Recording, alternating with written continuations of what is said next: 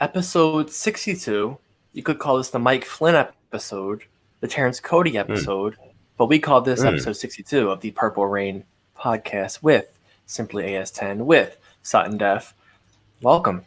Welcome. Real quick, just a little bit of announcement. Until I believe, training camp starts, we'll be going live every Thursday instead of every Monday and Thursday because, there's just not enough content to talk about. And we're not going to just drain the same old topic. So every Thursday until training camp, we'll be here. Don't forget that. Don't be back 2 days a week. But I had to get that out the way. But how are you doing, Sutton? I'm pretty good, man. I'm pretty good. I can't complain. I know you are actually in the process of going through a move right now. How's another that move. going? Oh, man. I'm moving to the fourth different place in less than a year, between moving houses and then now I'm moving to my apartment. By next episode, I'll be there. But it's definitely training. Definitely training. Yeah, definitely. Well, we are all rooting for you here at the Purple Rain podcast, courtesy of the Rain Gang, which is in full effect tonight already. They see we have Dewan 100 in the house. We got our guy Void in the house as well. Darius the officials in the house. Our guy Mod Ramey in the building. Big shout out to you, bro. Mod Rush as well. Andre Mears 86. The whole gang is in here. Ron TV, Don C. What's good? Jabari Cruz Ellis, Emmanuel Sapa, everybody coming through. Tanja Bowman, what's good, guys? X Lee, I see you, man. Appreciate you guys for coming through and watching episode 62 of the Purple Rain podcast. Now, here's the thing. Not only can you watch the Purple Rain podcast now, you can also listen to the Purple Rain podcast on multiple different podcast streaming websites, including Apple Podcasts, including Spotify, and including Google Podcasts as well. So make sure that you Google us so you can listen to the podcast, not only just watch it. But also one more thing as well. If you're a member of the hashtag replay gang, shout out to you. Thank you for watching the stream after it's already done. We appreciate you guys just as much, and make sure you leave a hashtag replay gang in the comment section below with whatever questions, comments, or concerns you have featuring my Even dog. your dog's telling you to yeah. I know. Comment. He's saying comment replay game if you're watching after the fact. Right. But yeah, man.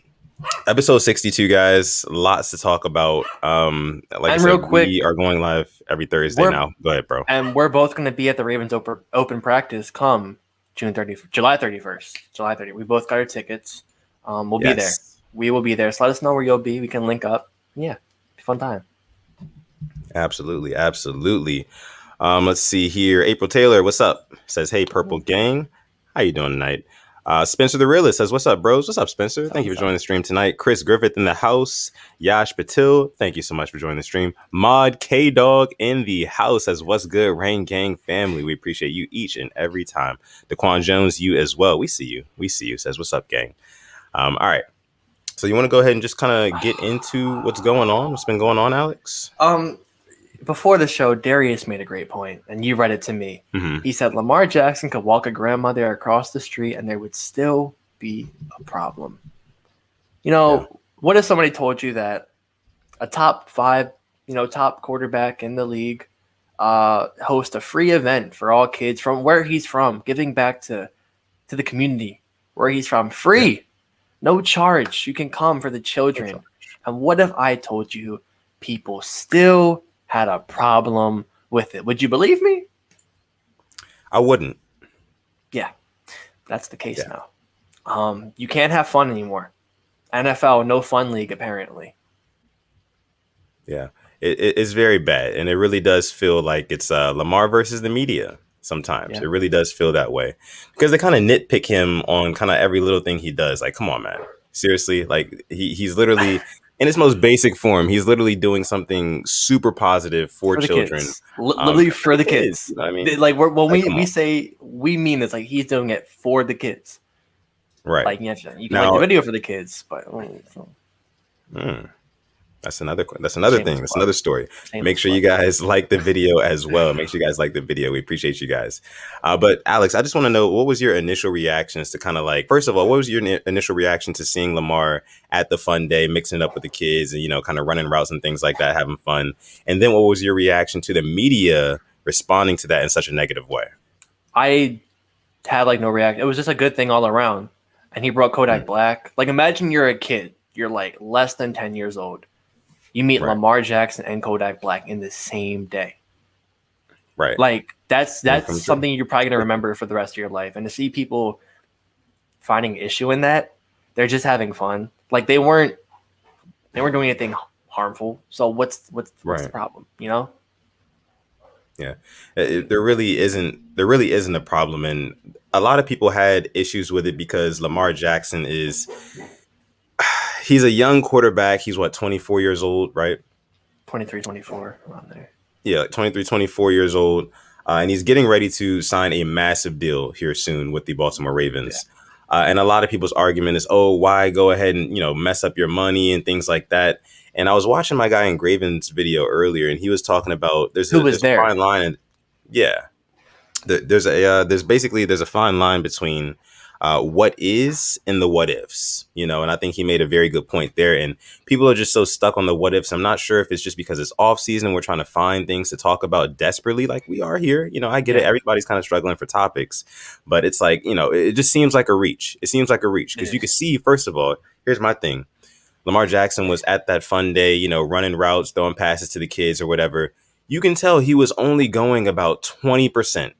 20%. Yeah. Lamar Jackson is a supreme athlete. For those of you guys who do not remember that, supreme athlete. He's out there playing with kids. You can tell he's going like 20, maybe 30%. He's not going hard at all. He's not trying to, make hard plants in the ground every 5 seconds and, do a bunch of stuff. He's just kind of running routes. Most of them are like go routes. Just throw it up so you can catch the ball over whatever.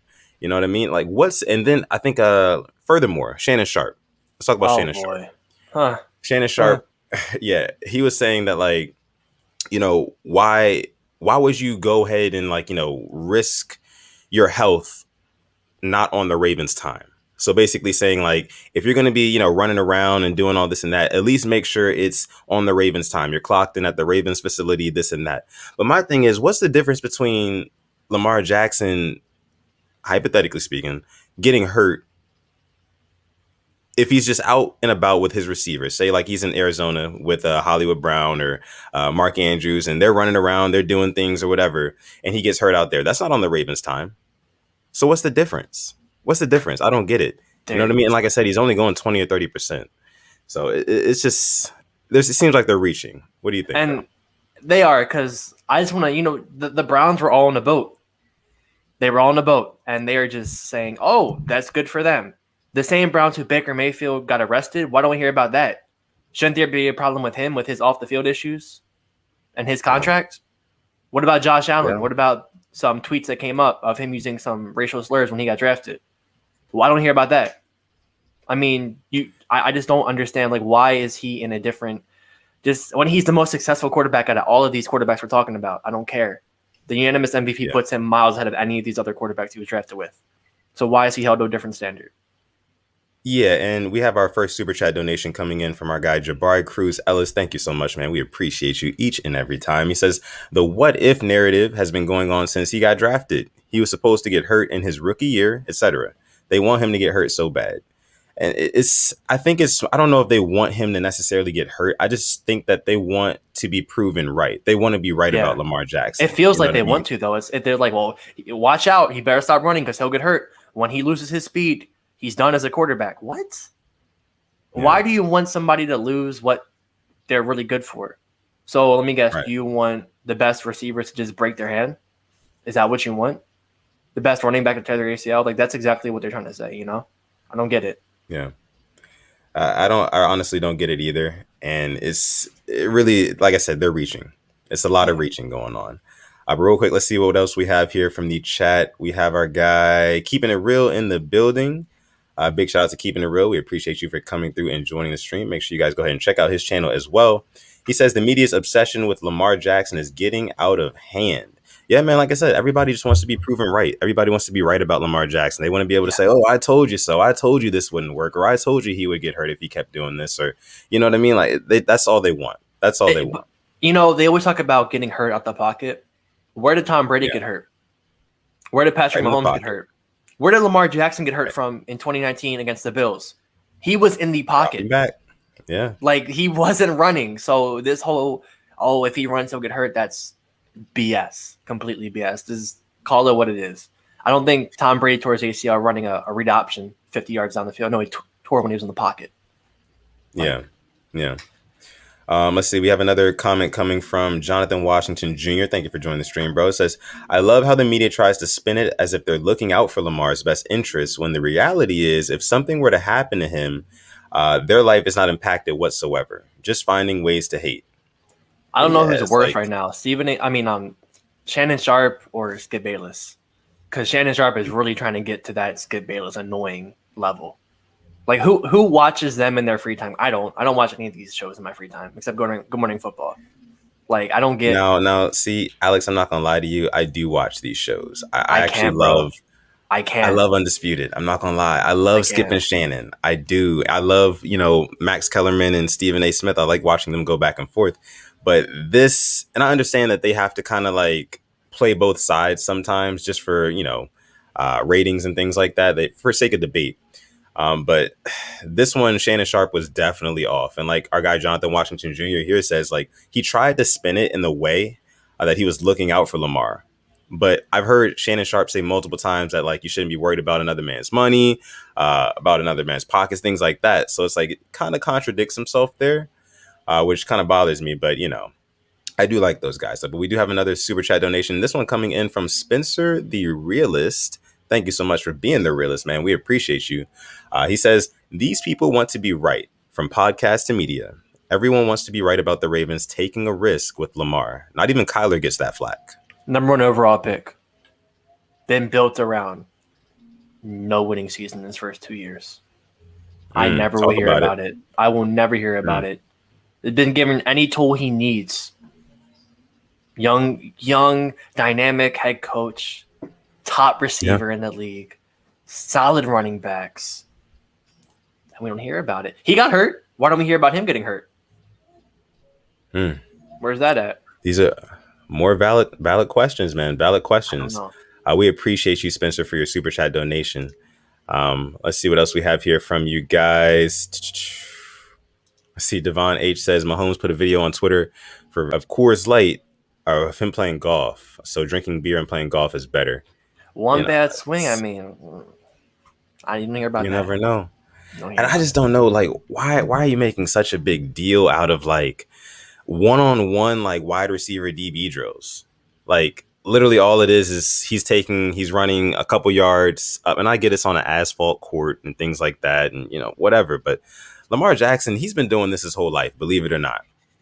On the playground, running around, doing things just out in the streets, things like that. Like right in high school, like middle school, he's probably been doing it his entire life. So this is nothing new to him. Like I'm pretty sure he would be damned if he let his ACL or his Achilles tear, like just messing around with some kids at the park. I think Lamar Jackson's just a little bit more responsible than that. And people will try to bring up the incident with the jet ski from last year. Remember that? Oh my gosh. Oh my god, I do. That was like, yeah. And it was funny because I'm definitely all for Lamar's safety for sure. Yeah. I even mentioned him on Twitter. I was like, yo, no more of that jet ski stuff. We remember what you tried to pull last year. And he like mentioned me back and he was like, yo, that was different or whatever. We know he likes to have his fun. It's whatever. But it's like, definitely got to stay safe. But, I mean, that's also all with camera. Can you imagine what players did without all the cameras everywhere?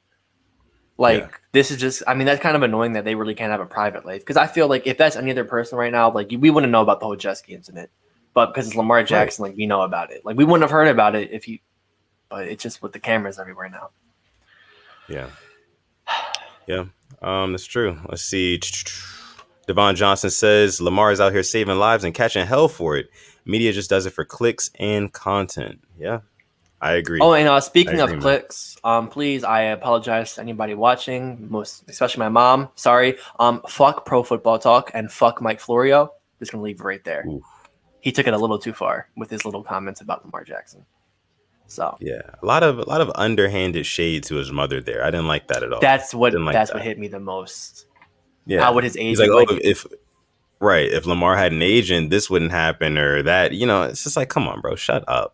Find something else to talk about. Yeah, like no. I don't know what it is, man.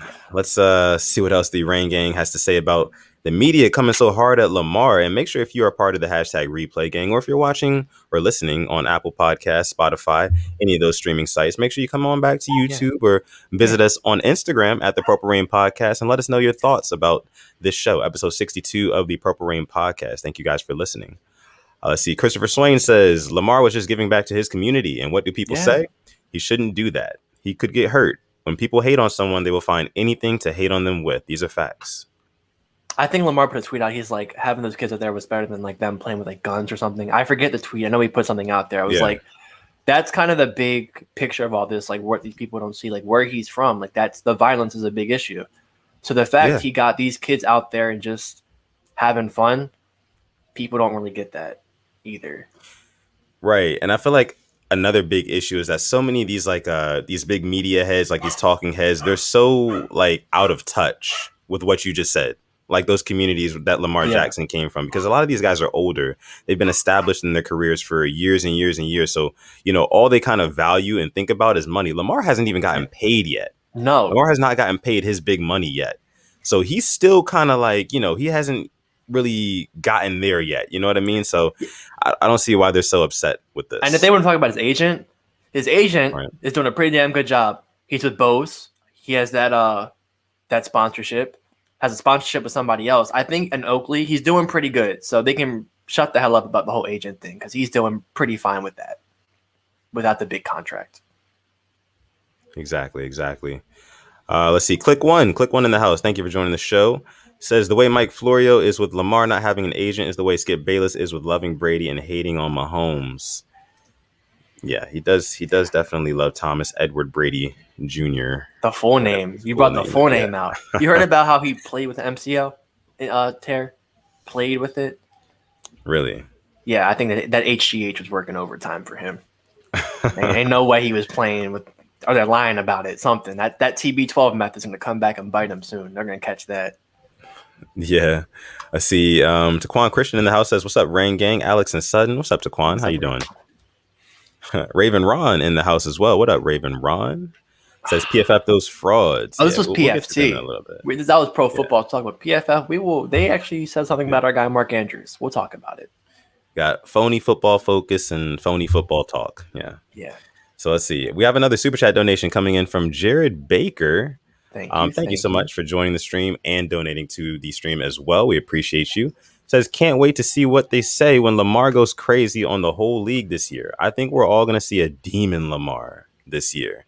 You know what's funny about this comment? What he put on his Instagram. Yes. They are unleashing a different hell. Like, I think there are some teams that cannot play underdog in the NFL. The two of them being who were just in the Super Bowl, but this team we can call them the underdog right now because the amount of disrespect that is going on. I'm getting 2012 flashbacks big time. Like, nobody is saying that we have a good team. Like ranking these people, like spoiler alert, Mark Andrews wasn't ranked top 5 by PFF. We'll talk about that later. In whose mind is he not top 5?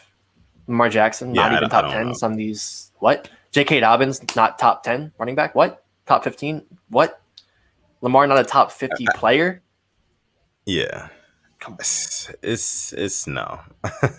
I think this year is definitely going to be a chip on the shoulder type of year. And you know, this team always works best when our backers are up against the wall or, you know, people are counting us out, and Lamar Jackson actually fits the mold perfectly.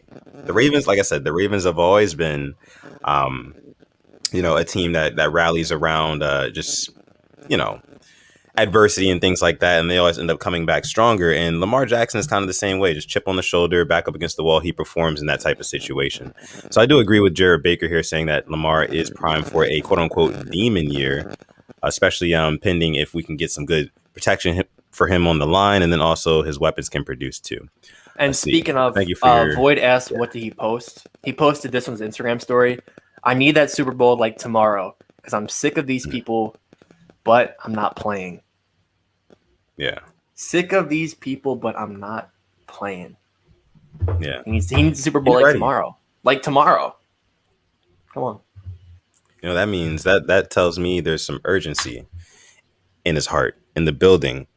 What we're going to see this year, I think it's going to be a very, very exciting year. We're going to be covering it all season long. So make sure if you're new here, you make sure you subscribe to the Purple Rain Podcast YouTube channel. Also, make sure you follow us on Instagram at the Purple Rain Podcast as well. And like the video if you haven't already. All right, so let's see what else we have here from you guys.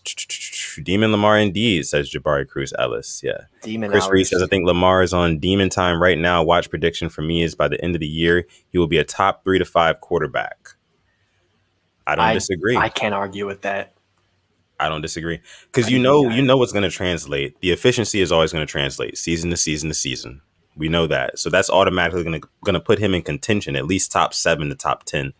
Now, if we can have more big plays, because literally the biggest play that we had last season was in week 1 against the Browns that passed to Hollywood. I think it was like 47 yards. If we can get more big plays, that would pad his stats a little bit more. And if we get more, good touchdowns that way, I think he can definitely be a top 3 to top 5 quarterback. I can't even argue with that. I got to agree with you there. And I think there's a lot of disrespect for one of our receivers already. And he hasn't even played it down for us yet, and that's Sammy Watkins. The disrespect towards Sammy is really weird because when he was with the Chiefs, Mahomes has all these weapons. When he comes to the Ravens, he's trash. He's washed up. He's injury prone. Yes, he's injury prone, but why weren't you calling him trash and washed up when he was with the Chiefs? When he's with the Rams? Right. But when he's with the Chiefs, it's a different – he's like a top receiver. It's just like the Baltimore disrespect. And I am 100%. I'm banking he'll be a top 3 to 5 quarterback next year. If we can say I'm banking for that. Definitely. Let's see. We got our guy Mod Boz in the house actually as well. Shout out to Boz. He's talking crazy, man. He said Haskins MVP. You know Boz is a Steelers fan. For all those people who don't know who Boz, Steelers fan. Boz, man. Boz. Let's see. Our guy Ramey. What's up, Ramey? Let's see. Yeah, said they forgot we signed Sammy, but they'll remember. Yeah, when he's Sammy busting through zones and settling down and getting clutch first downs for some key situations.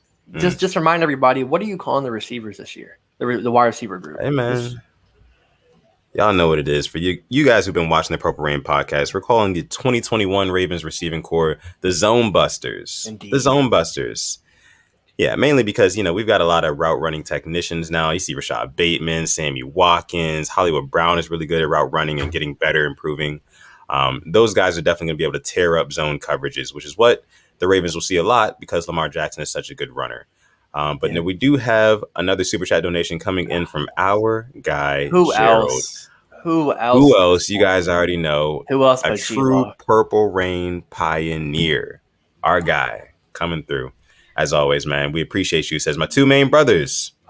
I don't know how to respond to the madness towards Lamar Jackson. But like previous fans here shared, Lamar is going to show his haters what he can do on the field. Yeah, absolutely right about that. He's done it before. You're right about that. He'll do it again. Let's see. Year 1, he proved he can win. Year 2, he proved he could throw. He could do what you need the MVP. Year 3, he showed he can overcome any type of obstacle you throw towards him, whether it be a virus that nobody knew. Year 4, and he won the playoff game last year. So year 4, let's see what he can do. I'm ready for it. I'm ready for it too. Definitely ready for that. Let's see. We also have, thank you so much for your donation, Joe. We appreciate you each and every time. Our guys from Lunch Break Hot Take in the building. Big shout out to those guys over there. We appreciate you guys for coming through, joining the stream. Make sure you guys check out their channel as well and subscribe. All right, let's see. The Ravens YouTube fan. All right, so we have a statement here from Love West. Thank you for joining the stream. Says, the thing I'm scared of is Lamar trying to play prove it football instead of playing his game. What do you think about that? That's a good point. We've talked about this before. Like, we don't want him to focus on shutting up the doubters and then it might take us away from winning. But I think with our coaching, hopefully, I don't think that'll happen. I think he'll do anything to win, let alone play proven football. So right. I'm definitely banking on him doing a little bit of both, but the wins are gonna come along with it. So I'm not too worried about it. Yeah. But it's something to think about, but I'm not worried about it. Yeah, it seems like if you watch Lamar Jackson play, it seems like he's playing proven football all the time with the amount of plays that he's making on the field. He plays proven football every time he throws the ball, it feels like. It does. It literally feels like that. So he plays the best, when he's playmaking and when he has things to prove. So I don't know. We'll see. I think, like you said, Alex, he's all about winning. So I think it'll translate well. It'll translate well. Rami says Lamar's game is proven football. Exactly. All right, let's see. Jabari Cruz Ellis with another super chat donation. Ooh. Thank you so much, man. We appreciate you. Says there's going to be a lot of fans from other teams mad as hell at the pundits for motivating Lamar. That's another thing I was thinking. That's the whole silver lining. He has to have a hit list in his head right now of everybody just disrespecting him. Because I know I would. Yeah. Just have like something in my locker, just what they've said, just like, He had it in college, just have it in the NFL now. Yeah. Yeah. And we'll see him tear through the league this year. I'm sure we will. I'm sure of it.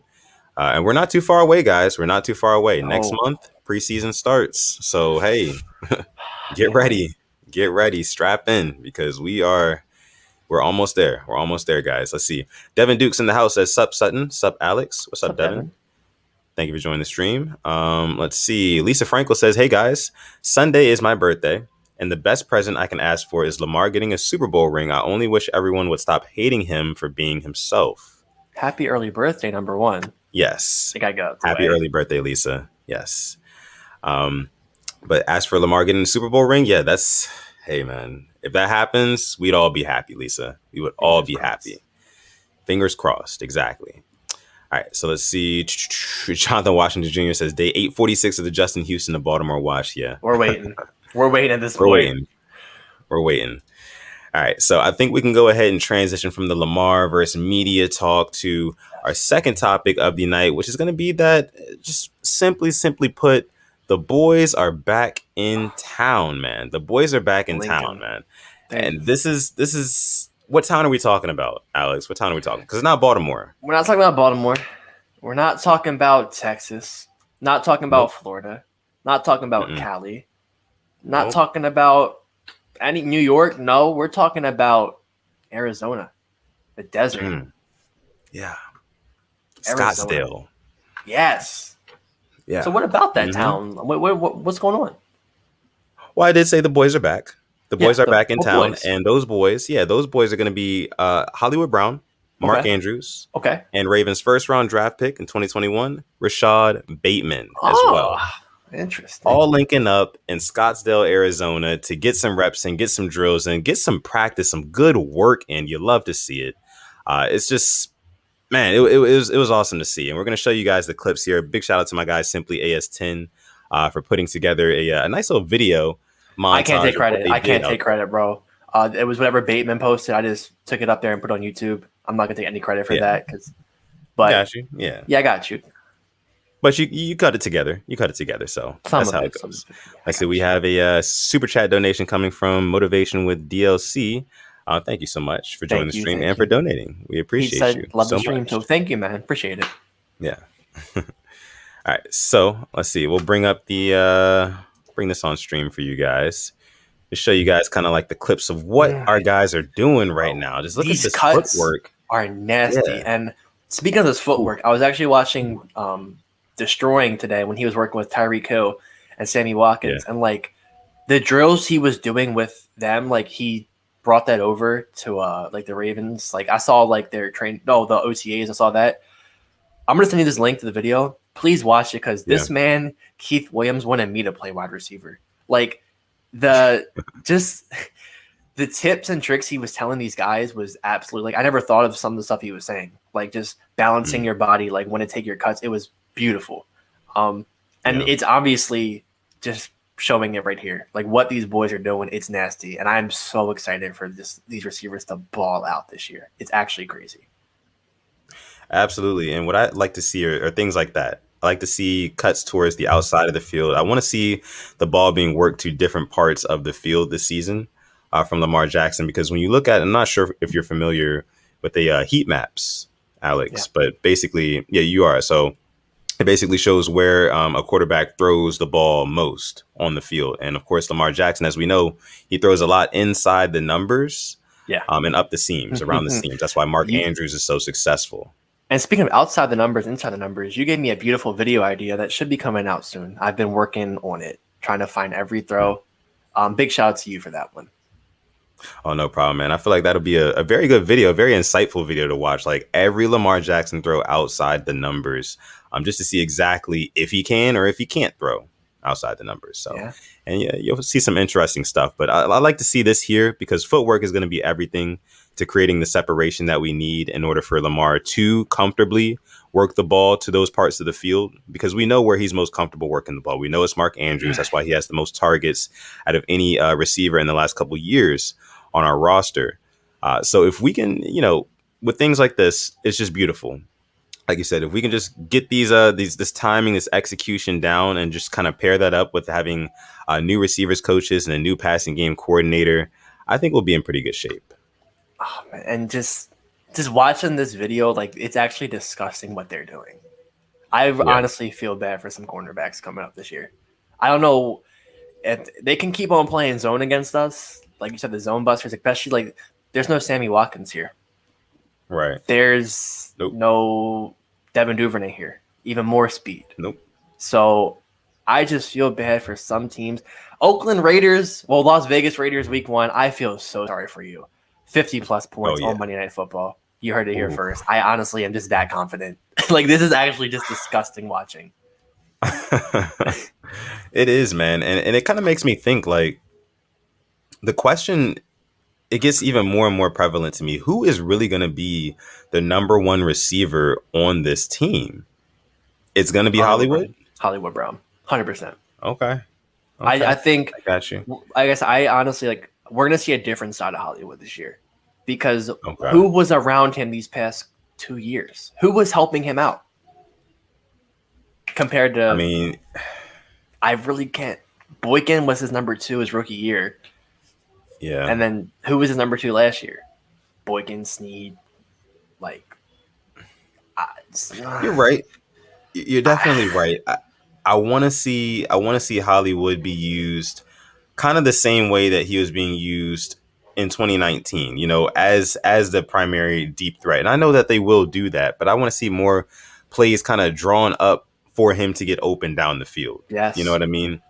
Like, I want to see that more often because his speed is something that we could really be taking advantage of. You see Hollywood catch the ball and there's like defenders that are 5 to 7 yards in front of him, and he can just take an angle on them, just kind of like Lamar does, and kind of beat them around the corner for a first down. He was doing that like all throughout the second half of the season. He has his struggles, first half of last season, but in the second half of last season, even the playoffs as well, he showed a lot of that burst. The Browns game, catch on 4th and 5, the way he ran, like, I think he like ran like towards the ref, so like that one guy couldn't get him. Just stuff like that. Just the angle he took on that play was beautiful. And I think of using him too. Yeah. The 2019 Sunday Night Football game against the Patriots. We ran some jet sweep with him I've never seen before since. Like, Ricard was lined up as a tight end, and Hollywood took it like 15, 20 yards with the screws in his feet. Blew by the Patriots. I want to see some of that too. Because that was just dirty. If Roman can get into his bag and some of these plays again, I feel bad for these defensive coordinators. That's the thing, man. That's what we have been saying, that there's going to be a lot of pressure on Roman now because we have these weapons. We have weapons of mass destruction on this offense now. We literally do. Like, we have to make something happen with them. And it's kind of like this year or bust, because we're going to have to sign Lamar next year. So, or by the, And Mark Andrews. And Andrews, right. And now here's another thing. I see somebody in the chat says Esco City G, actually. Big shout out to him. I haven't seen Esco City G in a while in the live chat. Thank you for joining the stream tonight. We appreciate you for coming through. Says Bateman looking like wide receiver 1. Footwork is impeccable. Yeah, man. Like, that's the thing. That's why I call these guys the zone busters. All their footwork looks really, really good. And footwork is something that's impeccable. Is what you need to, bust through zone coverage. So, I don't know, man. I think that Bateman could be a number 1 receiver. It just depends on how well of a start do him and Lamar get off to, for me. Do they kind of set the tone early and Lamar Jackson just feels comfortable from there going forward? Or does Bateman have his struggles and he's like, okay, I'm gonna frequent Hollywood and Andrews like I've been doing, and kind of sprinkle in Bateman. That's true. I think his job now has been a lot easier with a Watkins and with a Hollywood too. Because think about Hollywood's rookie year. Think we signed Seth Yeah. Roberts. Like that is who he was. It was him, Boykin, Snead, Seth Roberts, and Chris Moore. That was Hollywood's rookie year, and he still Yeah. produced with those with like literally like no other threat receiver wise around him. Think about what Bateman can do with who he has now.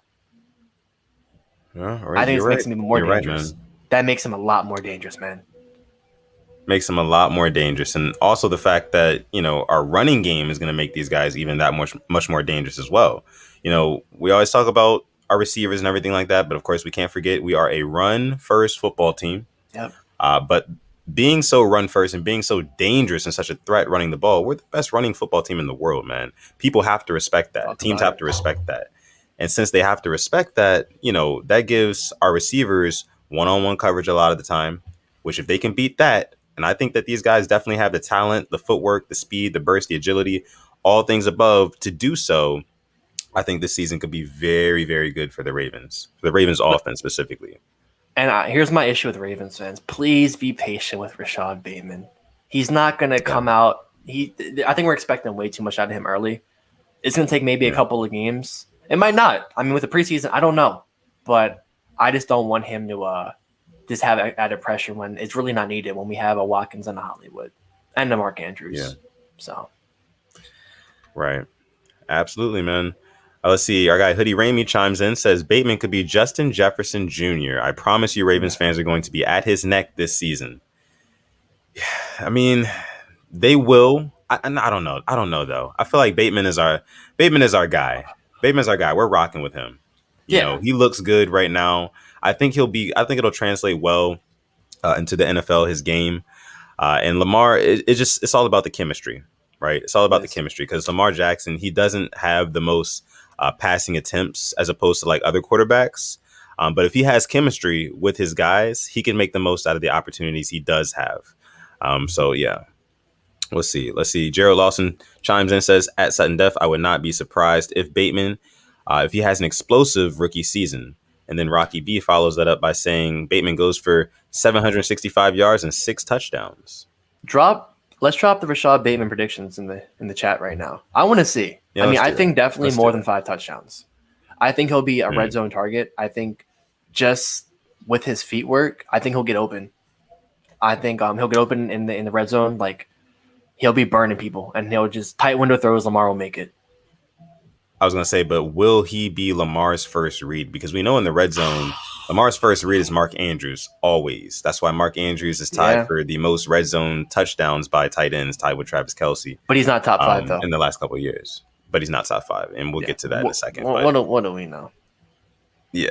I mean, but I'm predicting pretty much around, like, I agree with Rocky B here. I think when we put the poll in the Purple Rain Podcast Instagram, I think I predicted that he would have like around 700 yards. I didn't predict 1,000 or 800 or anything like that. I think around 700 yards. And maybe next year or the year after, I can see that.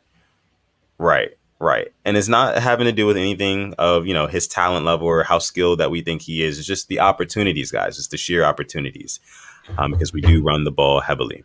All right. So let's see what you guys are saying here. Ramey says 850 yards, 7 touchdowns. Okay, lofty. I like that, though. I like that. If Rashod Bateman has 7 touchdowns and 850 yards, something is going very, very good. Like, yeah, that's a great thing. That depending who is like, I mean, I don't think Mac Jones will be like rookie of the year contender. I mean, Bateman could be a rookie of the year contender offensive wise. I'm just trying to think of some quarterbacks, unless Lawrence and Wilson do their thing, or even Trey Lance or Fields. Right. I just don't know. I mean, I don't know what type of year they have, but if he can definitely have a breakout year.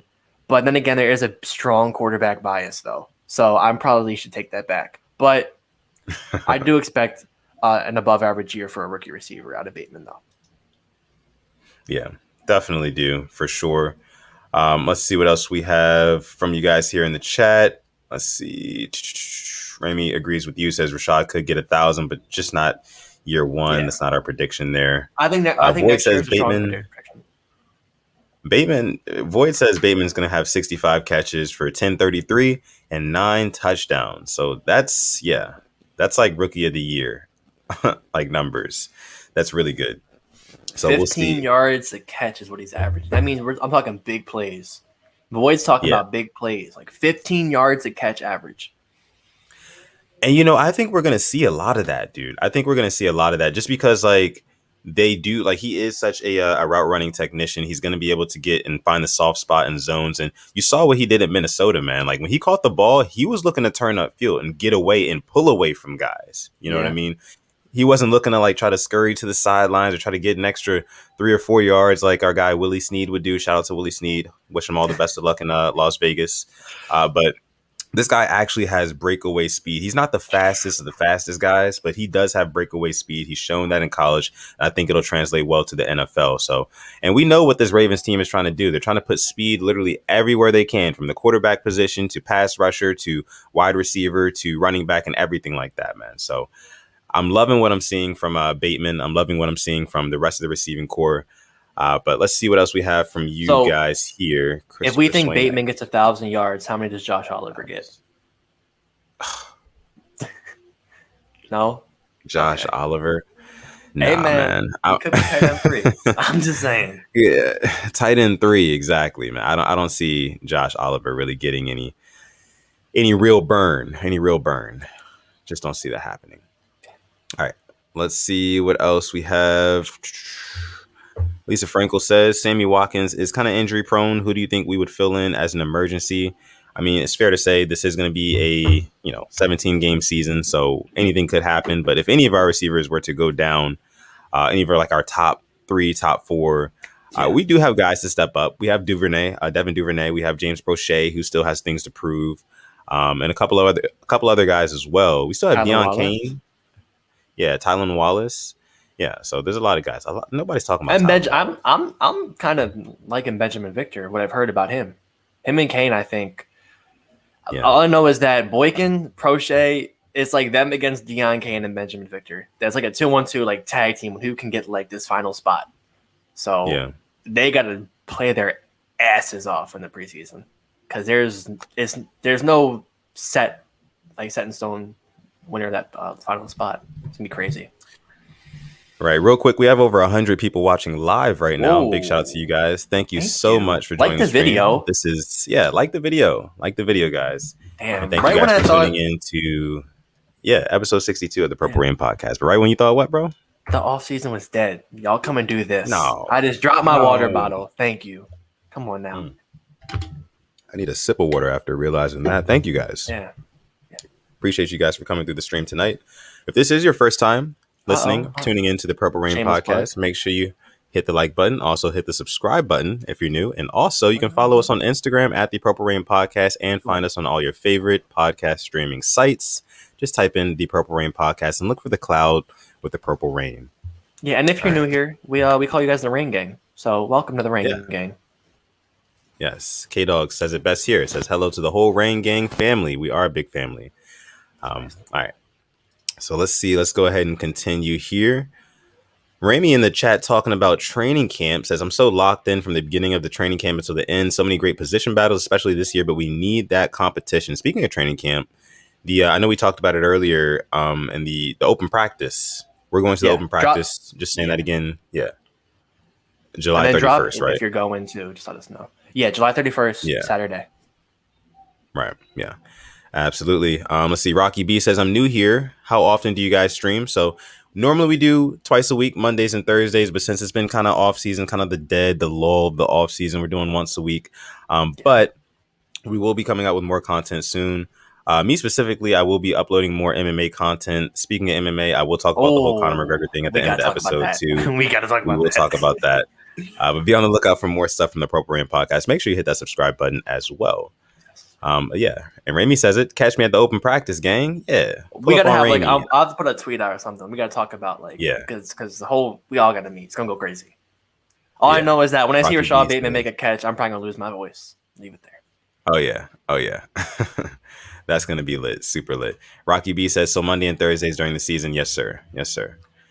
All right. So let's go ahead and talk a little bit about just the fact that Pro Football Oh, Focus our did not pals, include this guy, our Mark Andrews. buddy old pals, Pro Mark Football Focus. Andrews, not a top 5 tight end according to PFF. No. I'm sorry. Yeah, According to Ben Lindsley from Pro Ben Football Lindsley. Focus. Yeah, I'd rather Yes. have Corey Lindsley over you, buddy. Yeah. Yeah. Good old Ben Lindsley. Whatever crack he's smoking, it's probably the same thing Lamar Odom smoked.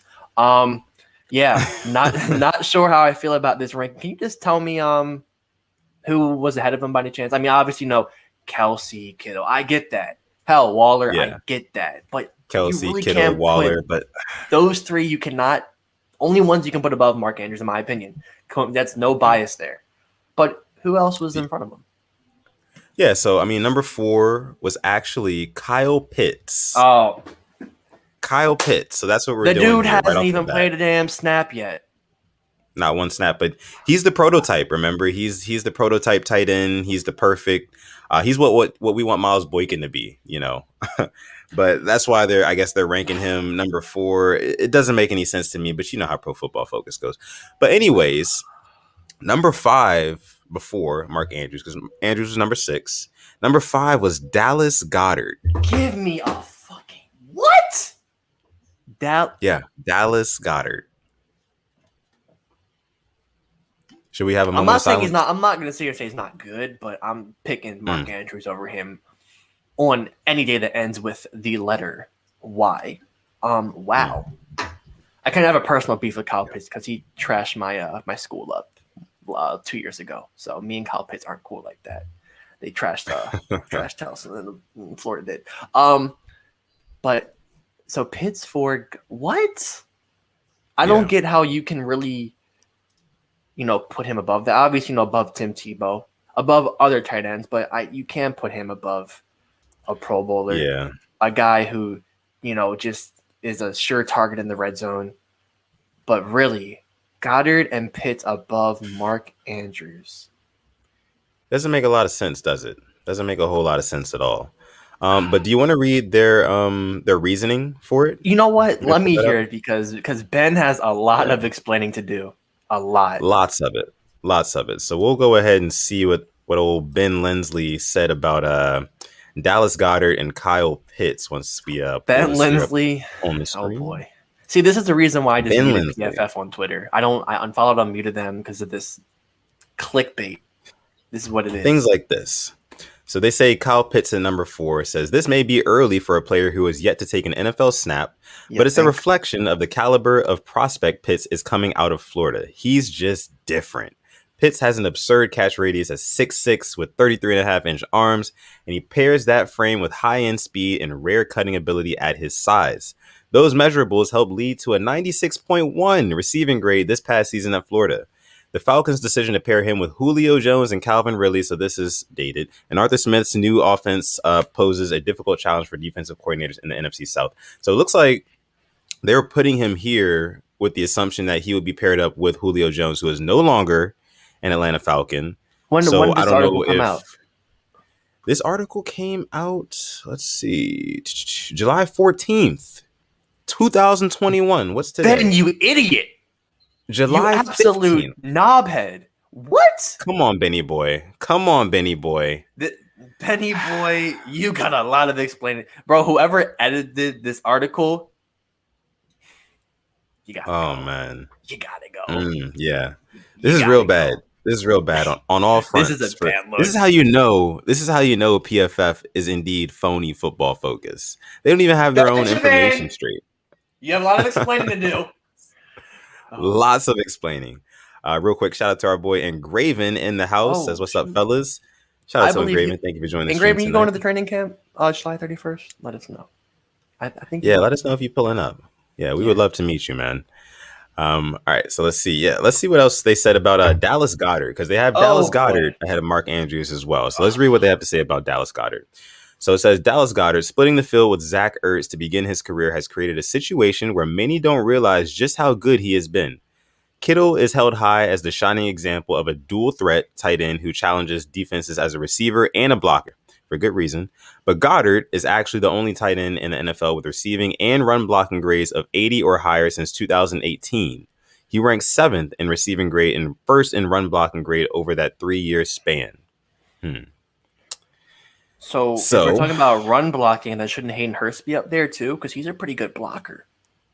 Just using the PFF logic. Right. And I think, honestly, for me at least, with tight ends, I'm going to take the playmakers over the subtle stats guys. You know what I mean? Okay, then Nick Boyle should be top 3 then if we're talking about blocking. Right, if we're talking about blocking and all that stuff. But I'm talking about like playmaking, impacting the game. Mark Andrews does that more than Dallas Goedert. I don't care what anybody says. There's the reason why it's triple coverage in most games. Exactly. Let's just see what they said about Mark Andrews. Okay. Mark Andrews' skill set still has some talking. He's got some explaining to do. He says Mark Andrews' skill set marries well with what the Ravens want to do in the passing game. He's a big target who can work down the seams, and he has come up big in the red zone. His 12 red zone touchdowns over the past 2 seasons are tied with only Travis Kelce for the most at the position. Andrews is also one of the few tight ends in the league who has served as his team's primary target in recent years. 185 targets for Mark Andrews, 160 for Marquise Brown. They're the only players on the team with 100-plus targets since 2019. It will be interesting to see if that changes following the Ravens' additions at wide receiver this offseason. So are we bumping Mandrews down because the Ravens' receiving core got better as a whole? Is that what we're doing? And we're relying on Jalen Hurts and the Philadelphia Eagles to have Dallas Goedert have a top 5 tight end season. I don't see that happening. Do you? Are we relying on the Falcons to actually know how to use a tight end because they didn't know how to use Hayden Hurst at all last year either? Right. My thoughts exactly. Okay. So because said team gets better receivers, which means said defenders lock off of said tight end's just not going to be as good anymore. He's not going to be top 5. He's not going to get single or double covered instead of triple covered. He's not going to get open. Yeah. Give me a break. You got to be kidding me. Benny boy. At this point, maybe we should be working for Pro Football Focus. Maybe we can go in there and take over. I don't know, man. We could turn it into something totally different because I don't know about them. I don't know about them right now. EJT Entertainment, thank you for joining the stream, says that's that PFF logic. Yeah, you guys already know. Phony Football Focus. Pack, right? I don't know what the hell they're smoking over there. Yeah, they're definitely smoking real good over there. Real good. Yeah, and that is laughable. Rush says it himself. Mod Rush says Dallas is not better than Andrews. Rush has spoken, guys. Rush has spoken. We might as well just end the stream right here. Rush has spoken. We might as well end it. We're heading out. And we are out of here. But yeah, I just think, I don't know. I think Pro Football Focus, they have a thing about I think they know that the Ravens fan base and that like our Twitter, fandom and Instagram or whatever, they know that how to get us riled up. So that's why it's whatever. I think that's the whole they don't reason. Get my attention. They're toxic, very toxic. It's like just that toxic ex that just posts like scandalous pictures online to get your attention. That's what they're doing. Right, exactly. It's just no. Also, kind of switching gears here just a little bit. You hear about Jalen Ramsey not ranking Marlon Humphrey as a top 5 corner in the league. You hear about that? I heard about that. Actually, I didn't hear about that. You actually informed me about it, but now I heard about it. I didn't hear about this. Who do you put as top 5?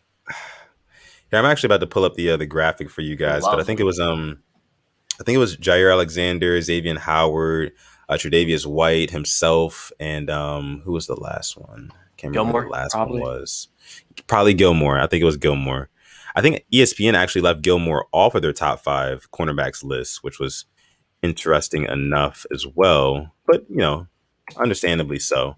He didn't have the best season last year. I might say something. I might get slandered for this just as a joke. But is that DeKalin Zacharias Metcalf's son speaking right now? I just wait, hold on. DeKalin Zacharias Metcalf's son, Jalen Ramsey. Is that DK's full name? I never knew that. Don't ask me why I know that. I know that's Say it one more time for the Rain Gang, bro. One more time. DeKalin Zacharias Metcalf. Or is it Chair? I think it's Zacharias. Yes, definitely. Yeah, DeKalin Zacharias. Right after I found it, I saw him on a commercial. So I'm pretty sure they're hacking my phone. I looked it up and I got a commercial within a minute. But yeah, you know how it is, man. Yeah. internet. But that's crazy. I never knew that. I'm gonna start calling him DeKalen from now on. I've been calling him That's that ever since I found out. Love it. That is hilarious. But Love it. here are the cornerbacks that Jalen Ramsey, I think, is the top 5 in the league. So you can see he has himself. He also has Stephon Gilmore, Tre'Davious White, Xavier Howard, and Jair Alexander, leaving Marlon Humphrey off this list. He got that number Don't- 5 jersey. Started acting different. Right. I don't know what is going on with Pro Football Focus. What's going on with Jalen Ramsey discounting the Ravens and their players? You know what I think it is, Alex? I think Jalen Ramsey is still salty from that Monday night blowout a couple years ago. I think he's still a little bit salty, you know, because we kind of walked into their house and just, He could be salty that the Ravens didn't trade up to get him because we wanted him originally before the poverty Jaguars took him. Then we took Ronnie Stanley. We wanted him twice. Yeah. He could be mad about that, or he could be mad that Marquise Hollywood Brown scored 2 touchdowns on his ass. Could be that. That too. Big mad. Listen, I don't know. I don't know. But I respect Jalen. You know, I put him at number 1. I think he's the best corner in the league. But number whatever in opinions, because he's come out, you know, he talked about quarterbacks, and he said Matt Stafford was bang average. That's your quarterback now. That's your quarterback. So I hope what you said, you know, I don't know. Right. I don't know. Yeah. Let's see. Our guy Christopher Swain says Marlon Humphrey is just so versatile. He can cover outside receivers and slot receivers. Guys from the inside and outside are not only built differently, but they have an entirely different route tree. This is so true. It's coming from our guy Christopher Swain, who actually is on the field, plays football himself. Good insight there. This is so true, though. He's super versatile. He is the only cornerback in the last 2 years who has graded 80 or higher in coverage inside and outside the numbers. So slot receivers and outside guys, too. So you're absolutely right there, Christopher Swain. It's a fabulous point you bring up. And that's why he deserves to be on here. But not only that, our gal, Lisa Frankel from the Rain Gang, says Marlon Humphrey is the best when it comes to interceptions. Not really interceptions. But playmaker, turnovers, playmakers, yes. Which I kind of have an issue with Xavier Howard being on here instead of Marlon Humphrey, because people look at that stat cut interceptions. You can be a ball hawk but still get burnt. Look at Marcus Peters; he gambles, but why isn't he top 5? If we're talking, interceptions, Xavier Howard a great year. He got the most since like 2015, right?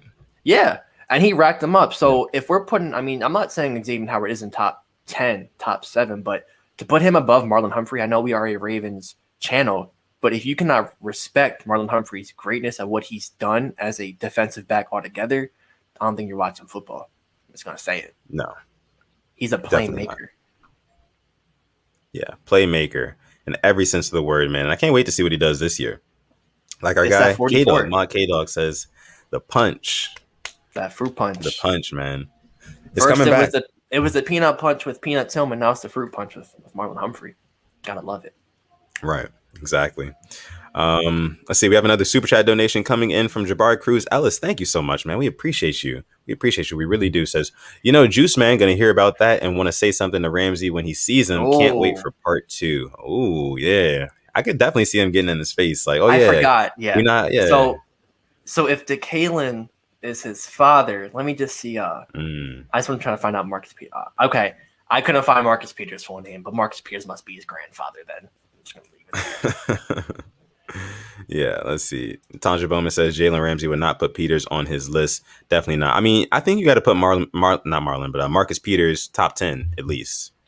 I go top 10, definitely top 15. Top 10. I mean, I definitely would get. I can see why top 10, but he 10. Does. Okay. Yeah, I like that. I do. Let's see. Kayla Sports says Marlon went from covering outside to being forced to play and learn slot in the middle of a season and still shut down most of the wide receivers he's covered. And he gets the damn ball and tackles like a linebacker. This is true too. He does. He even has the intangibles, man. He's running around the field screaming after big plays. He's hyping up his teammates, things like that. But not only that, he also, like you said, Kayla Sports, he's good covering on the outside and the inside, like we talked about. And he tackles really, really well. And I think that's part of the reason why we saw Wink Martindale blitz him a lot, because he knew that he can finish a tackle and get the job done. But that's not necessarily what we always need. We like him better dropping back in coverage for sure. All right. So, yeah, Andre Mir says Peter's definitely top 10. I think, like I said, I think he's 10. Yeah. Love West says the only reason why I wouldn't put Marcus top 10 is because he is scared of contact, in all caps. All caps. I mean, there are times where, we've seen that, but I think of it was like one of the first plays of the 2019 divisional at home against the Titans, and he blew up Derrick Henry. Like, he just read it out, took him down like one-on-one. But there are times where he will avoid it. Just Jalen, I'm not liking the way Jalen's talking right now. I'm really not liking it. Jalen, I think. Yeah, me neither. Me neither, man. He's definitely tripping like big shit. It could be. When he goes to a team, they have a good year and they suck again. So hey, yeah, could be that too. Definitely could be that too. Where's Saxonville at? I'll split up. Right. Zeke Phillips says, Rain Gang, I haven't showed up lately because I've been busy this summer, but I'm back. Shout out to you, Zeke Phillips. Thank you for joining the stream tonight. We've missed you. We've missed you so much, man.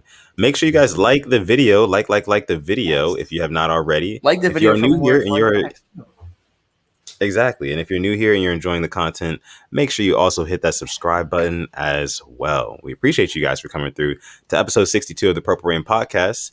Now I think we can transition a little bit. We're about an hour in, so I think we want to talk about what happened this weekend, the fights. I think we might have to. Let's do it. So yeah, man. So I pulled up to my buddy's house. I actually saw the fight with the green hair dude. Dude just ate those punches. Every single one, just eating them. Yeah. I was like, damn. But you know what, though? Did you see who was hitting them, though? Sugar Sean O'Malley? I got to respect, I don't know the green hair dude, but like the fact that he had like 11 days to prepare, like that takes balls. And the fact how long he lasted, respect to him. That was crazy. That was crazy. Big shout out to Chris Moutinho for lasting that long, all 3 rounds with Sean O'Malley, who is just a really, really good striker, man. He's on the up and coming too, man. I think a lot of people are going to start to hear about Sugar Sean O'Malley soon and very soon. I know Pat McAfee is already they're like best buds now. They're really cool, but can't wait for his next fight. Yeah, I've actually been watching it a lot lately. Yeah, I respect them. I respect their takes. They don't talk rubbish like most people, Right. Let's see. But yeah, Sean O'Malley had a great performance. Can't wait to see him fight next. He'll probably fight probably in October, November, I think he was saying. Yeah. To Pat McAfee. Let's see. Ramey says Sean O'Malley versus Cody Garbrandt. That would be a really good fight. Really big money fight. There'd be a lot of shit talking between the two of them, for sure. And I would love to see it. Let's see what else you guys said here. Rush says Greg Hardy went out sad. Yeah, definitely went out sad. He deserved it. Definitely. And Greg Hardy, he's been in the UFC for I think like almost 3 years now. And he just never can seem to get over the hump. He's fighting like pretty good names. Like he fought Tai Tuivasa, which is a pretty big name, like decently big name at heavyweight. And he just made the mistake of he caught Tai Tuivasa early in the fight, rocked him. Yeah. He made the mistake that every heavyweight makes. He charges in, tries to finish the fight, and he ends up getting clipped and he gets finished himself. So that's how it went. Greg Hardy really just doesn't have too much experience in the octagon. So bro, I don't know, man. When he came out, I'm like, are you about to lose to a dude coming out to that song? Like to this dude, I'm like, Greg Hardy, come on now. Come on. Yeah, man. Because I don't know the Tai Tuivasa, he's a gangster. I didn't know who he was until like I saw him. Like, okay, I get it. But I'm like, damn, he went outside. I didn't like what he did like the shoey. That's pretty dirty. That's kind of dirty. The shoey? That's what he does every time, man. Give me a clean shoe, then we're talking, but not some no sir. You know what they do, right? You know what they do? Like they take the shoe, like it's a fan shoe. Yeah. They take it, like I think like 3 or 4 or 5 people spit in it. And then you pour a whole beer in it, and then you drink it, the whole thing. That's a shoey. The COVID-22 is going to come out because of that. That's 22. Come on, bro. Oh my god. Yeah, man. That's what he does, man. That's what he does. It's his thing. Nasty. But let's go ahead, keep it moving here. Let's talk about the main event. Conor McGregor versus Dustin Poirier. I know a lot of you guys watching the stream right now, including myself and Alex, who are pulling for Conor to win the fight. I know I was. I thought in my mind as an MMA fan, I kind of knew Dustin was going to win, or I figured. But I really wanted Conor to win just for the sake of the UFC, because he is the UFC.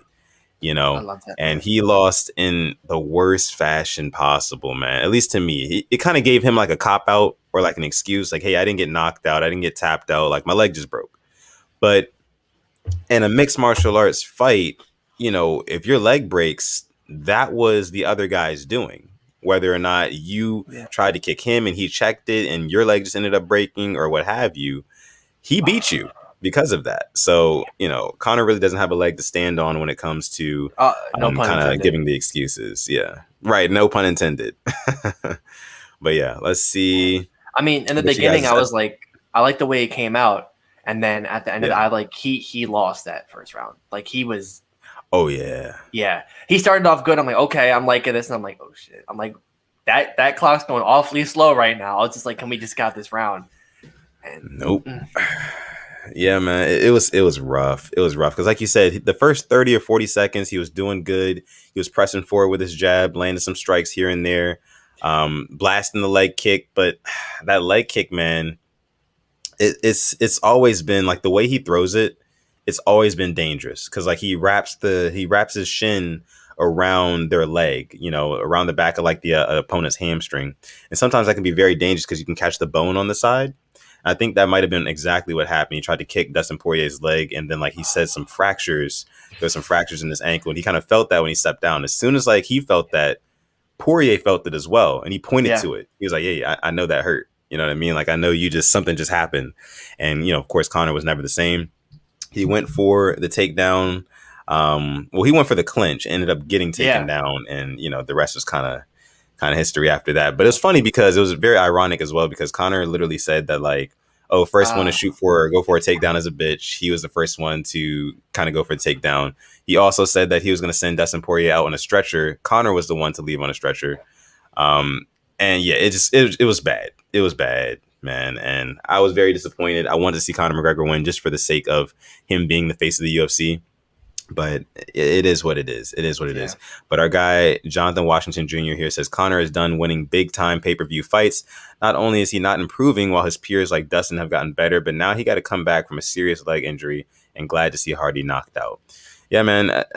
I think he's done too, honestly, in terms of winning the big fights because he's not getting better, guys. And he doesn't have the time to get better. That's the reality of it. Conor McGregor is a motivation mogul. to get better. Either, right. We're talking about mogul McGregor now. Like he sold Irish whiskey, Proper 150 12. million. Right. He's swimming in money. What did Literally he make swimming from in money. the Mayweather fight? 90, I think. Over $100 million.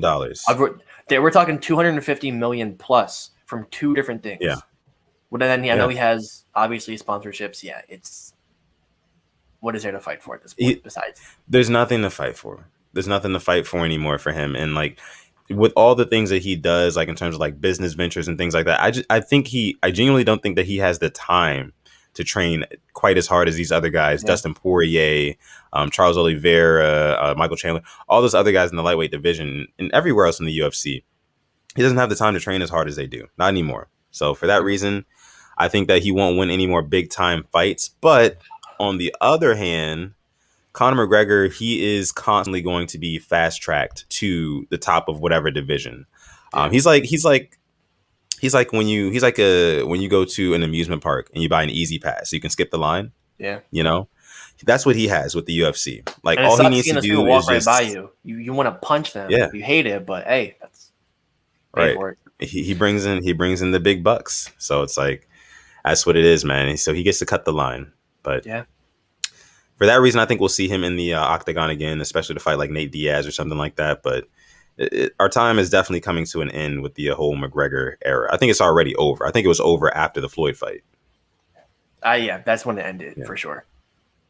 I wouldn't mind seeing a fourth installment though. I just want to see McGregor fight again. I just love the way he can just build up hype for a fight. He can be 70 years old and I'd still be hyped to watch him fight. Like just what he just brings, man. I love that. Yeah, his energy and just like his wits when he's talking his trash. It's like him walking out says, too. Like what he walks, that just is so tough. It's like the Irishman switches to Biggie, like with the Ireland flag draped around him. Yeah, I remember when he used to do the Billy Strut or the Vince McMahon walk. Like that was like prime McGregor. That was prime McGregor right there. But yeah, man. After the fight, You guys saw what happened. J Prime 235 Your brings it wife up is here. in me DMs. I love that. Sitting down, That like was hilarious. no shame. When you're that rich, No you don't shame. care what anybody thinks about you. That's just love. Right. At all. But yeah, man, it was a good night of fights. Other than that last like main event, we got a pretty decent night of fights. Ramey says, "I'll always love me some Conor McGregor. We will always appreciate what he did for the sport." Absolutely, definitely appreciate what he does for the sport, which is why true UFC fans never actually want to see Conor lose because we know what he does for the sport. We know how big time, how box office he can be. So, yeah. Let's see. All right, so I think it's like let's. August 7th. I think, or August 6th or 7th. I think Derek Lewis is fighting. I'm pretty sure. I'll definitely be watching Yeah, that. Derek I love watching Lewis. him. Yeah, Funny as hell. Derek Lewis is a beast, man. He's funny as hell. He's fighting. Who's he fighting? Cyril Gahn. Yeah, he's fighting Cyril Gahn, which should be a good fight. Cyril Gahn is a very technical heavyweight, which is why I think he can give Derek Lewis some problems. But Derek Lewis, he's the type of guy. He's the type of fighter where it's just like, don't really have a game plan. I'm just gonna walk No. forward with my hands up and try to knock you the Yeah. fuck out. Like that's his thing. So I think he'll try to do that against Cyril Gahn, and we'll That's see what happens because Cyril Gahn really hasn't been tested in that way yet. because I remember the first fight I watched him. I forget when it was. It was like my balls was hot when he was losing the whole fight to like that big white Russian dude, and like at the end of like the last Yeah. round, just knocked him out, and he was gonna lose that. I was just like, Yep. that's right. I'm a fan of this guy. I loved it. Did you hear about the guy who tried to break into his car? Where's he buried at now? Right, like exactly. Like no, he literally was like out in traffic or something like that. I think he got out of his car, and then some dude tried to come up and like try to pull open the door handle and get in and drive off. And like Derek Lewis, like he took him. He literally said this. He was like, I took him, I picked him up over my shoulders, and I tombstone power drived him into the ground, and then I knocked him out, and then he held him down until the cops came. It was hilarious. It was hilarious. Bad day. But yeah, Bad day. if you like Derek Lewis, you should definitely follow him on Instagram. His Instagram Yeah. is hilarious. Yeah. Yeah. But yeah, also I know that there was some soccer Indeed. going down a couple days ago as well. So like how did that all turn out in the soccer world? We had the Euros. We had England versus Italy. We did. It was very bittersweet for me because England fans were very, very cocky. They kept saying it's coming home, it's coming home. They have only won one World Cup, and that was 1966. But my favorite player, Bukayo Saka, plays for England. He missed the penalty that lost them the Euros, and him along with Marcus Rashford and Jadon Sancho, just all of these guys under 22 or 23 received so much just racial abuse online, which I just knew that was happening. It's going to be coming. But Italy won. And England had a Mickey Mouse road to the finals. I'll be honest. They played very bad teams. They had only one game away from England.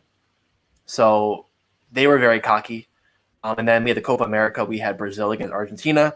Argentina won 1-0. Messi gets his first international trophy. So good for him. Good for him.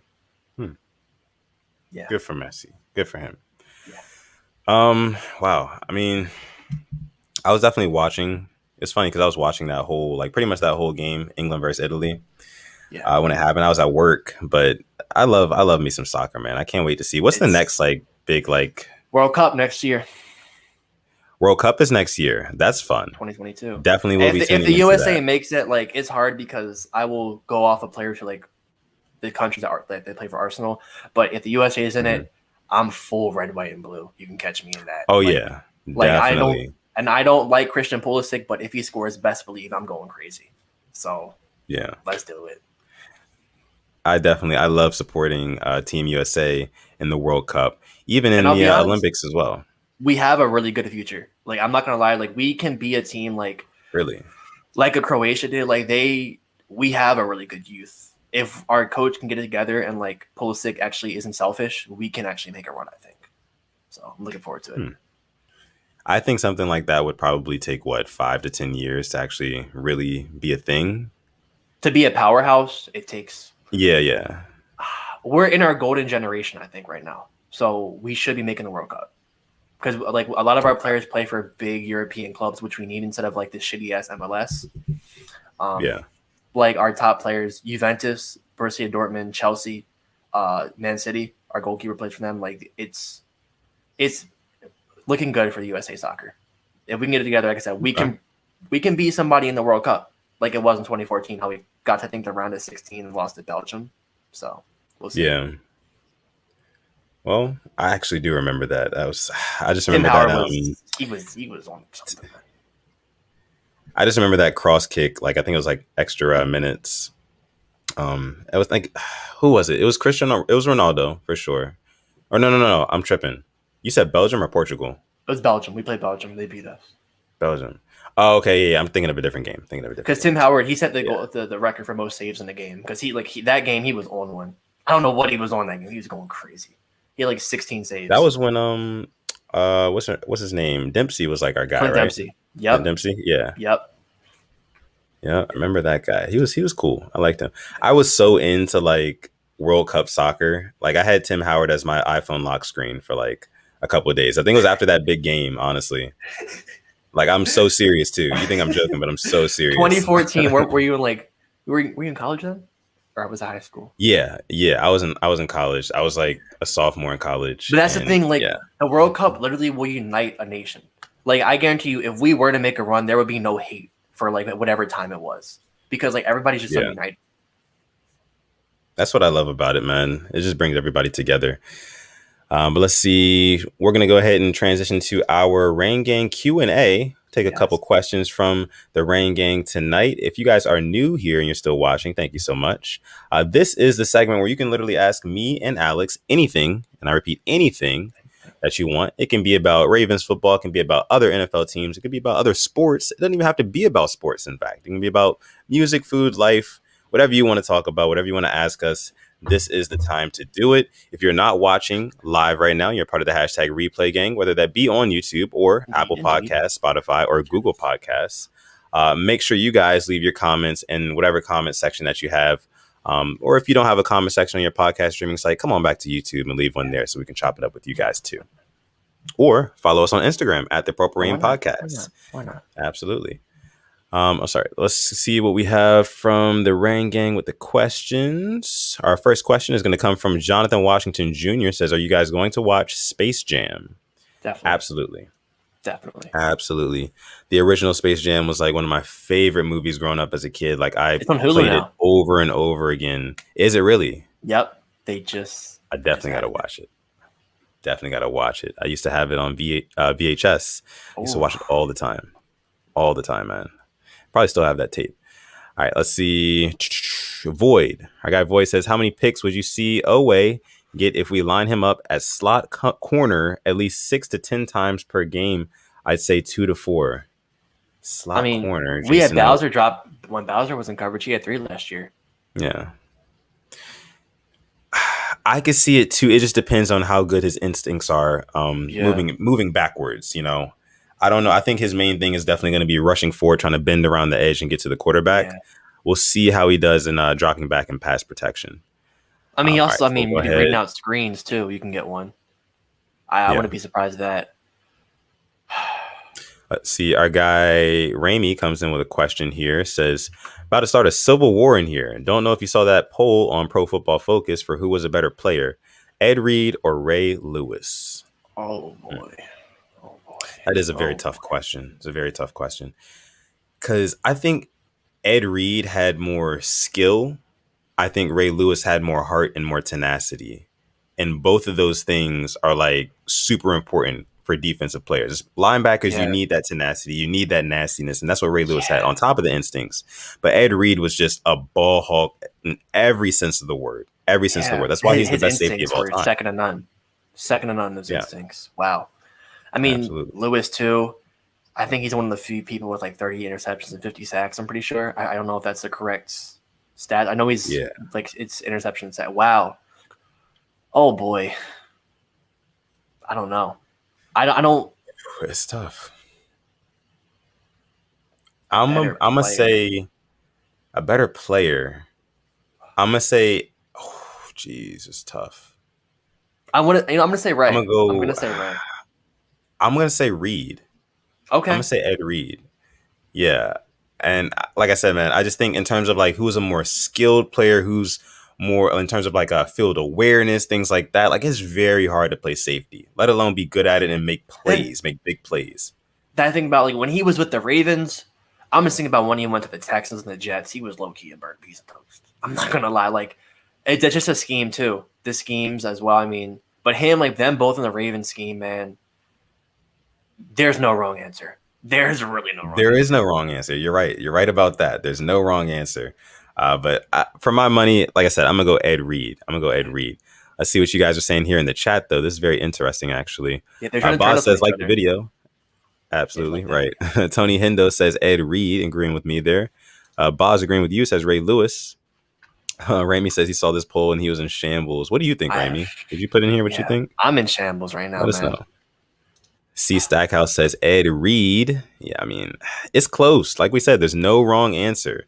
I think they both did really great things in different ways. And Money Man brings a good point here, saying he played special teams, block punts. True. I think also think about like the way like he would lateral the ball. I mean, it would piss me off when it wouldn't work, those laterals. I can't even lie. But when it did work, it was a thing of beauty. It was beautiful. Yeah. I don't know, man. When you have guys like Bill Belichick calling you like one of the smartest players he's ever had to play against and things like that. I mean, you know, he not only was he a supreme athlete, he had it up here. You know what I mean? In terms of understanding the game, you know, more than any other safety, arguably. So. 20 on his wristband every time they played. Right. He fooled Peyton Manning. That big headed ass. Yep. Can't stand Peyton Manning. Wow. All right. Let's go ahead and move on to the next question here. This one coming from Andre Mears 86. Where do you rank Saquon Barkley? I guess in our top running backs list. Saquon. Where do we rate Big Say? I think maybe top 10 for me. Do we? Because I feel like there's guys you're right. Yeah. Chubb, Henry, Kamara. Henry. You even got guys like Jonathan Taylor who had really good seasons. I'm not even talking about the guys in the top half, top five. I'm talking about, because at this point, Saquon Barkley isn't top five. You can't put him top five. No, I can't put him top 5. No. But if you look at top 10, though, you look at some of those guys who are coming up, Jalen Robinson, Jonathan Taylor, Josh Jacobs, all those guys, they can make arguments for being better than Saquon Barkley just off the fact that they've been more active. I think Joe Mixon will too this year. I'm pretty big on Mixon, even though he screwed me in fantasy last year. I think Mixon will have a good year. Me too. Yeah. Yeah. I don't know. And 10 to 15. 10 to 15. I think that's fair. I think that's fair too. Because after you brought up, Josh Jacobs has to be up there too. Right. There's a couple guys, man, who are kind of creeping their way up there into that top 10, and Saquon, he just simply hasn't been around enough to kind of solidify his spot, you know? Yeah. Because at this point, you got to put Zeke as, the back half in the top 10. So he's where? 5, 6, 7, maybe 8, 7. I think around 7 is probably good. I don't know. I'll go top 5. Can we just Henry, Kamara, Chubb, McCaffrey? Is that fair? Yeah. And who else? Who's going to be your fifth? Dalvin Cook. Okay, I'm cool with that. I'm cool with Cook. So that's your 5 right there. Yeah. Honestly. Wow. All right. So let's see. That's hard. Tony Hendo says, do you guys host a fantasy league? Not yet, but we will. We talked about this actually a couple months ago. We will be, and fantasy football is right around the corner. Like, you think the season is close, fantasy football is even closer because, the draft has to happen before the season starts. Yeah. So needless to say, the Purple Rain podcast, we will be organizing an official Rain Gang Fantasy Football League. We're not sure on which website yet, whether it be NFL, ESPN, or whatever, but we will let you guys know in an upcoming episode of the Purple Rain podcast, as well as on our Instagram account as well, at the Purple Rain podcast. So if you're not subscribed to the YouTube channel, make sure you hit that subscribe button right down below. And if you're not following us on Instagram, what are you doing, man? Make sure you follow us on Instagram, because that's how you're going to get all the latest updates for all things Purple Rain and Ravens. So yeah, let's see. I saw another question in here coming from my guy, Jonathan Washington Jr. Says, Sutton, what do you make of the Sixers reportedly rejecting the Pacers' trade proposal of Malcolm Brogdon, and a first rounder for Ben Simmons? I like that rejection. I think that early on, Philly, they're looking for a better offer than Malcolm Brogdon. Malcolm Brogdon's not gonna. He's not gonna shift the. He's not gonna sway the pendulum too much in Philly to where we're winning championships because we got rid of Simmons and we have Malcolm Brogdon now. It's just not. This is not the thing. So I agree with us rejecting that trade offer. I think we can get a better deal, a sweeter deal somewhere else. So thank you for your question, though, Jonathan Washington Jr. We'll take a couple more here before we get out of you guys here for the evening. Mallow226 says, what up, hashtag Rain Gang? What up, Mallow? Thank you for joining the stream. Ivan Ooze says, why aren't Aaron Rodgers and Tom Brady getting the same ish for golfing with friends? I mean, it's kind of apples to oranges. Like, Aaron Rodgers might not even play this year, man. You never even know. Yeah. I don't know what's going on with him. He's vibing playing golf. Right. He's vibing. Let's see here. Christopher Swain says, who do y'all got in the NBA Finals? Series is tied at 2-2. Yes. Very good series right now. I got Suns in 6. I saw like a TikTok and somebody said Suns in 6, so I'm just going with it. Yeah, I've definitely got Suns. I don't know about in 6. I think it's very possible, but they are going back to Phoenix now for the series. So, and we know Milwaukee does not play, or the Bucks don't play well unless they're in Milwaukee, at least not as well. So, all right, let's see. We'll take. Can you imagine like questions Milwaukee here. If the Bucks lose the finals and Rodgers leaves? They're in shambles. Jeez, man. That would be so much pain for that city. And Devontae Adams goes like the Raiders or something. Oh boy. Oh, they'd be done for. I see Void says, what do you think about the Richard Sherman and Dwayne Haskins situation? So Richard Sherman, or he was like intoxicated, and what happened? Do you know? He didn't hurt anybody. I think he like threatened to like kill himself. I'm not too sure what was going on with all that. I heard that. But like, wasn't too good for his free agency, and I don't think he'll play this year after this. I think it's a fair assessment to make. I hope he does, but I don't think he will. Then the Dwayne Haskins situation, I'm not even sure. Like, didn't like his girlfriend hit him or something? I'm not knocked out his tooth apparently. I didn't know that. Yeah, knocked clean out. Ben's job is safe. I thought. Yeah. Ben, you got lucky. Oh God, you got lucky. Ben. I don't know why I'm laughing. Let me stop laughing. That's not funny. Jesus. I mean, it's a bad. It's Boz. Come on now. Oh, Boz. Still Haskins MVP. Yeah, Boz. This is your guy. Boz. Shout out to Mod Boz. I feel like you know what. Chat. This is gonna make him have a great preseason. He's gonna be their quarterback too. Book it. This right here is his villain story. Okay. All right. UB2. All right. Steelers. We'll see. All right. Void says, can you see Aaron Rodgers and Devontae Adams being shipped out together? Probably not together. That package deal, we're talking 3 first rounders, maybe 3 to 4. Oh yeah, like that for easily. Both of them. Oh, 3 to 4 first. I don't know about 3 to 4. That's a little bit much, but man, if the Texans win a 4 for Watson, yeah, definitely 2. But like you're getting one of the greatest quarterbacks of all time, and then a top 3 wide receiver. That right there, I don't care what team. That's putting you playoff contention. You put them in the Texans playoff contention. You're right. You're right about that. But all right. That is going to do it for our Rain Gang Q&A for the night. Thank you guys so much. Okay, can you pull up Jonathan Washington Jr.'s comment real quick? Just real quick. Oh, we have one more? Okay. Steelers quarterbacks find themselves in the most... Can we just talk about this? I mean... I guess they do. Mason Rudolph gets whacked in the head by a helmet. He gets hit by Earl Thomas. Duck is just named Duck. Yeah. Ben Roethlisberger... He crashed his motorcycle. Yeah. Man. Yeah. So, yeah, Steelers QBs, they definitely find themselves in some peculiar situations, to say the least. I'm praying for you, boss. For sure.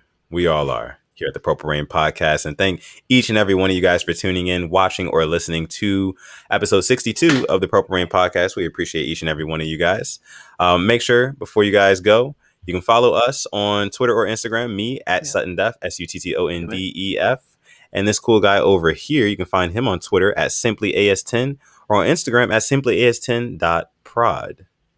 Also, just one last time, make sure you guys like the video, whether you're part of the hashtag replay gang and you made it this far, or if you're still watching live. We appreciate you nonetheless. Also, make sure you, like I said, follow us on Instagram and subscribe to the channel for more content coming in the future. Yes. And with that being said, I'm going to let my guy Alex take us out. What a show. Our best show since the season ended, I think. Or actually since around the draft that time. But thank you to everybody that came out. Hour and 30 minutes. Like this exact second, hour and 30 minutes. So thank you to everybody coming through. We really appreciate you. And, we'll be back next Thursday, hopefully with some news. Hopefully we sign Justin Houston. Probably won't, but wishful thinking. But until then, hope you guys stay safe, stay healthy, and never forget, stay positive, test negative. Oh, yeah. And also make sure you call God.